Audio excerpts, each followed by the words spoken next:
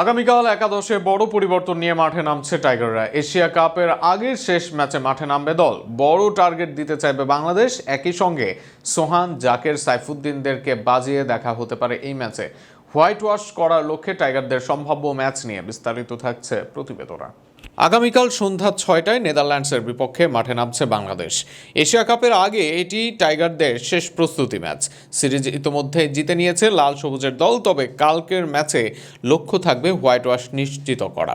একই সঙ্গে একাদশে আসতে পারে বড় পরিবর্তন। দলের পরিকল্পনায় এবার সুযোগ পেতে পারেন অলরাউন্ডার মোহাম্মদ সাইফুদ্দিন। গত ম্যাচে সেরা খেলোয়াড় নির্বাচিত হওয়া নাসুম আহমেদও আছেন একাদশের দৌড়ে। এছাড়া মিডল অর্ডারের 3 ব্যাটার শামীম পাটোয়ারি, জাকের আলী ও নুরুল হাসান সোহান এখনো পর্যন্ত সুযোগ পাননি। আজকের ম্যাচে তাদের 3 জনকে একাদশে দেখা যাওয়ার সম্ভাবনা প্রবল। ব্যাটিং অর্ডারেও কিছু পরিবর্তনের আভাস আছে। ওপেনার পারভেজ হোসেন ইমনকে বিশ্রাম দেওয়া হতে পারে। তার অনুপস্থিতিতে ওপেন করবেন গত ম্যাচে 50 হাঁকানো তানজিদ তামিম ও অভিজ্ঞ লিটন দাস।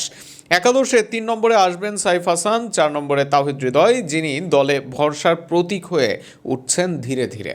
5-এ নামতে পারেন সোহান, 6-এ শামীম এবং 7 নম্বরে জাকের আলী। এরপর 8 নম্বরে অলরাউন্ডার সাইফুদ্দিনকে রাখা হতে পারে। বোলিং লাইন আপেও আসতে পারে পরিবর্তন। 9 নম্বরে থাকবেন নাসুম, 10 নম্বরে ফিরতে পারেন শরীফুল ইসলাম। বিশ্রাম দেওয়া হতে পারে নিয়মিত 2 পেসার তাসকিন আহমেদ ও মুস্তাফিজুর রহমানকে। তাদের জায়গায় সুযোগ পেতে পারেন তরুণ তানজিম সাকিব। ফলে ব্যাটিং ও বোলিং 2 বিভাগেই থাকবে নতুন চেহারা। তবে ভারসাম্য বজায় রাখবে টিম ম্যানেজমেন্ট। প্রথম 2 ম্যাচের সহজ জয় পাওয়া বাংলাদেশ এবার চাইবে আগে ব্যাট করতে।